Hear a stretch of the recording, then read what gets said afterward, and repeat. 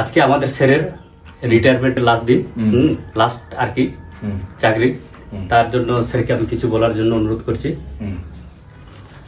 আর আমার চাকরির লাস্ট আজকে, তো ভালো কাটলো, এতদিন ছিলাম তোমাদের সবার সাথে, ঠিক আছে।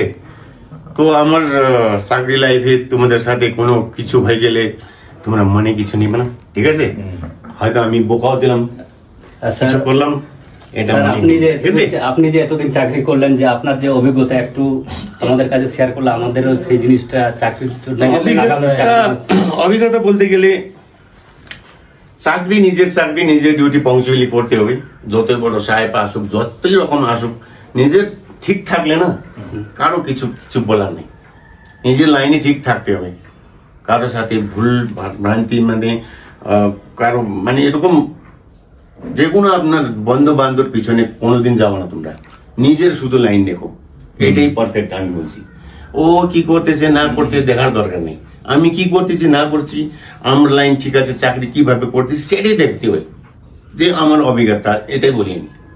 না ও তো করতেছে না, তো আমি কেন করতে যাবো বেশি ডিউটি, এটা বললাম। ওরই লাইফ আছে, ওরই বেতন পায়, তুমি তোমারই বেতন পাও, তাই না? আমি নিজের বেতন পাই, আমি কি করতে হবে আমাকে সেটা পারফেক্টলি করো, আরো কিছু বলার মানে থাকবে না। নিজের ডিউটি করবো, ওদের বোকা কেন খাবো? ডিউটিও করবো, বোকাও খাবো, বন্ধুর সাথে দুশ্মনীও হবো কেন? কাউকে দেখতেও হবে না। এটাই আমি আমার অভিজ্ঞতা এটাই বলে। আর কি মানে থাকবে? হ্যাঁ, ঠিক আছে স্যার, ঠিক আছে না? আমাদের সিনিয়র এই অফিসারের এই চাকরি জীবনে অনেক সুন্দরভাবে কাটিয়ে দিয়েছে, সবার সঙ্গে মিলেমিশে কাটালো। তো আমরাও চেষ্টা করবো বাকি জীবনগুলা সবার সঙ্গে মিলেমিশে চলা, যাতে কারোর সাথে এরকম দু এক কথা যাতে বাড়াবাড়ি না হয়, সবার সাথে মিলেমিশে চলবো। এর জন্য স্যারের জন্য একটা ছোট্ট হাততালি হোক।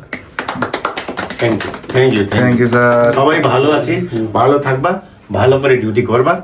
আমার মতন সবাই রিটায়ারমেন্ট ঠিক আছে স্যার, চলে যাবা, ঠিক আছে? ঠিক আছে স্যার, ধন্যবাদ স্যারকে।